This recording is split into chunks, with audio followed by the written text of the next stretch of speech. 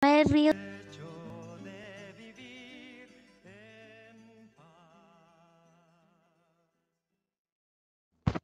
Por más de que el plebiscito y los acuerdos en La Habana pretendían crear un cambio social que abarcara a la sociedad colombiana, con el respectivo proceso de incorporación de los agentes involucrados, muchas veces se siguió sufriendo la violencia. A nosotras nos hablaron de un tratado de paz, del fin de la violencia, y uno siente que la gente a su alrededor no tuvo ni tiene fe en un cambio significativo. Entonces, en esta segunda parte nos gustaría rescatar esas pequeñas cosas que sí han dado cuenta de un cambio, que ha abarcado a las personas. Esto desde un proceso individual y emocional, que tarde o temprano muestra un impacto social. Recordamos en algunas lecturas del sociólogo Norbert Elias, nos definía el cambio social como un hecho que transforma la mentalidad de las personas dentro de su psique. Esto desde que cambia su situación y sus condiciones materiales, bien sea por una estructura jerárquica, como nos mostraba con su ejemplo de los caballeros medievales, o por otros factores relacionados a la emoción, al poder y al conocimiento. Ahora vamos a hablar de esa influencia individual que lleva a que se realicen ciertas acciones.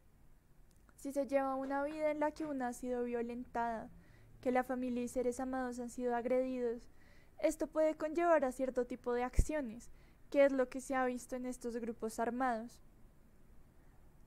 Ese odio y esa rabia es consecuencia de todo un proceso y una situación llena de violencia, donde la frustración del silenciamiento al que eran sometidos llevó a una respuesta violenta.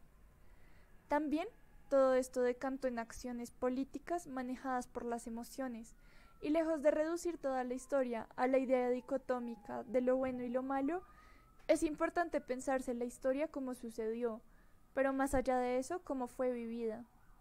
Entonces rescatamos nuevamente a Elías cuando dice, el orden de la civilización no es racional y tampoco irracional, sino que se pone y se mantiene ciegamente en marcha por medio de la dinámica propia de una red de relaciones, por medio de cambios específicos en la forma en que los hombres están acostumbrados a vivir. Sin duda, en este país se ha señalado al Frente Armado de las FARC de lo que ha hecho históricamente y sus acciones por reivindicación, pero no es mucho de lo que se ha hablado de los individuos que la componen, la historia detrás de su vida, su dolor, sus enseñanzas, su legado y sus ideales por una vida en paz. Dejar las armas. Las garras del imperio acechan tras las sombras, disparan, el Estado su postor. ¿Cómo abrazar el suicidio? ¿Cómo regar mi sangre entre puñales traicioneros? No quiero manchar el filo de la espada. ¿Quién garantiza mi vida? Nuestra voluntad empeñada, tantos sueños construidos, tantos años silvanando sueños y esperanzas. Me obligaron la ira, la avaricia y los odios. Mezquinos persiguiendo, hostigaron. Opté por la trinchera, el honor, las FARC. Las ganas de vivir, despunté cordilleras, siempre pisando mis talones, estuvieron el odio y la cizaña vil. Cerraron mi voz, todas las voces cercenadas, vuelo de halcones y metrallas construyeron mi senda justiciera. Ahora exigen mi fusil. ¿Hay garantías acaso? Sombras infernales sin pensar en la traición. Quiero un mundo sin odios, quiero a mi familia, nuestra semilla fértil sobre la tierra. Dejaré mi fusil, mis cartucheras, mi pertrecho. Nada me atará al pasado, solo el recuerdo pretérito de un camino con espinas, pero cargado de gloria. Creo en el partido, en mis jefes y en mi justa lucha. Cuando comenzamos a leer este poema, en un principio nos dio a sentir una transición que está tomando el sujeto que escribió esta obra. Primero nos habla de un desespero, de una impotencia. Luego, comenzamos a ver cómo las FARC se convierten en un símbolo de escapatoria y que la firma de los acuerdos de paz era confiar en el enemigo que tantas veces lo engañó. Pero por el deseo de vivir en paz, de pensar en un futuro para algo tan importante como lo es la familia, está dispuesto a dejar sus armas. Procedemos a leer algunos poemas de excombatientes en estos tres momentos que pensamos en primer lugar. La luna es una explosión que funde todo el Ausencia de cemento, escrito por Jesús Santrich en los años 90. ¿Sabes? Vivo en la ausencia de cemento, y no me apena, como no me acongoja ni me atemoriza morir, para que la vida triunfe sobre las ruinas del capital y sus miserias. Vivo la ausencia del cemento y no me apena, menos cuando conozco el nacimiento del alba, hecho de vuelos de paujiles y destellos de cocuyos. Menos cuando conozco la noche y la montaña aureoleada, con el relámpago del Catatumbo. ¿Sabes? Yo quisiera que jamás el universo fuera de ningún ser humano en especial, que esta riqueza fuera de todos y por todos disfrutada. Ver cómo con sus dedos de plata la luz de la luna quita el velo de la noche, sin del todo quitarla. Burla el follaje silencioso para desnudar sus íntimas sombras, a las rocas enmusgadas, mientras con un arpegio de ramas y bejucos nos saluda el viento, con su fresco aliento, de nubes masticadas, mientras soñamos con que el hambre de los pobres, por gracia del combate, será saciada, y la miseria de los pueblos derrotada. En fin, ¿qué más dicha desear del destino que una parcela de ternura, extendida desde el verde en la sagrada dimensión del nosotros? ¿Qué más pedir? Que no sea la dignidad para luchar, para seguir luchando, por no dejar, al menos, que parezcan nuestros sueños abatidos por el puñal del pesimismo y el blandón de la indiferencia. En la primera parte nos da a conocer una preocupación orientada a lo material. Hace una invitación a cuestionar las dinámicas del capitalismo y su consumo. ¿En qué momento el hombre se separó de la naturaleza para convertirla en su propiedad a través de la explotación? Santrich resalta que se utilizan estas fuentes de vida como herramientas materiales de consumo y privatización. Su denuncia va a que no hace falta la ciudad para vivir y respirar, porque el verdadero privilegio se encuentra en conocer a la naturaleza en su propia forma y no en ponerle un apellido privando de la misma a otras personas. Acá se puede ver cómo Santrich, dentro de la guerrilla, cuestiona esta red de poder económico de la que unos pocos se adueñan y quiere proponer un cambio desde su lucha. Para el segundo momento, queremos rescatar las ideas políticas en el marco de las negociaciones de paz. El imbatible Manuel. La tempestad se hizo más fuerte.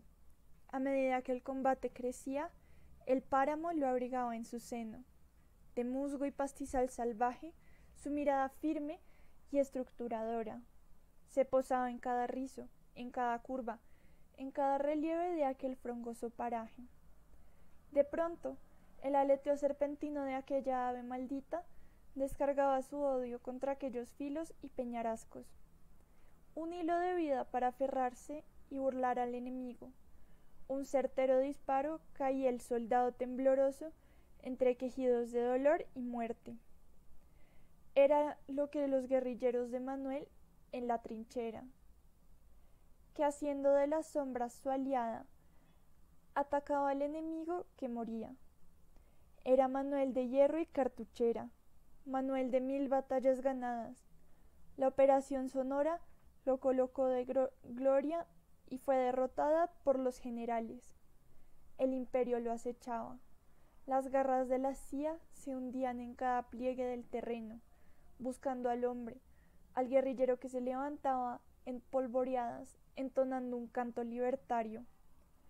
Manuel de los campos incendiados por el ejército.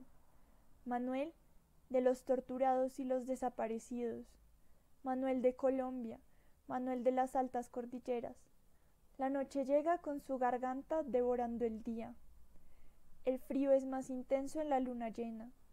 El aire es delgado y suena en nuestros cabellos.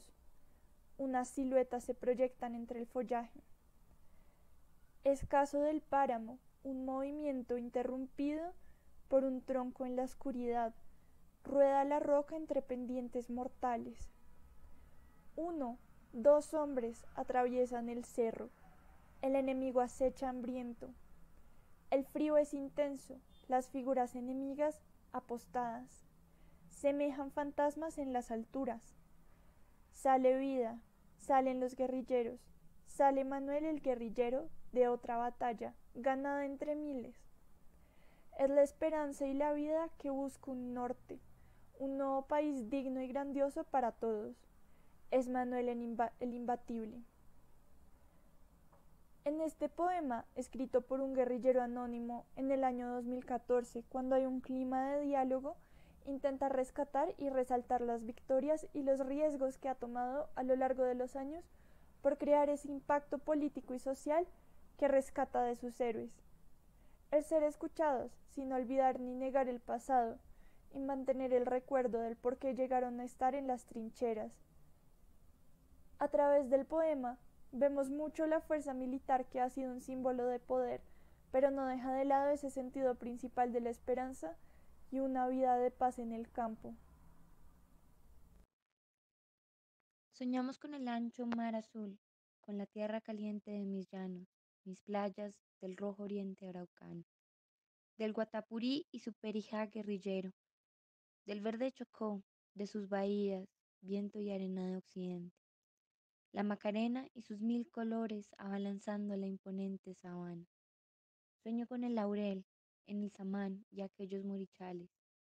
Sueño con el Pacífico gris, con sus delfines, sus costas como hermosa corona que adorna el hermoso litoral. Sueño entre cedros, eucaliptos, entre los verbenales y arrayanes del sur tolimense, que fluye como sangre guerrillera, como sangre comunera. Sueño con los páramos, sus lagunas de metal, sus cascadas, sus espesas nubes y cáteras, sus precipicios, sus cañadas profundas. Sueño con la vida y la esperanza, con la esquiva paz de la que apenas veo su delgado perfil. Sueño con prados fértiles, con la eterna sonrisa del amor. Sueño con la esperanza, el áureo sol del fuego, del honor y la palabra justa. Sueño con la cándida risa de la abuela, sus costuras, su encaje blanco y sus flores rojas. Sueño con tu negro cabello, con tus ojos infinitos, con tu bandera y tu escudo. Guerrillera, ya no con tu fusil, sino con la palabra febril en la trinchera. Sueño con la vida, con las olas rizadas, con la muerte siempre en mis talones, con la luz y la libertad.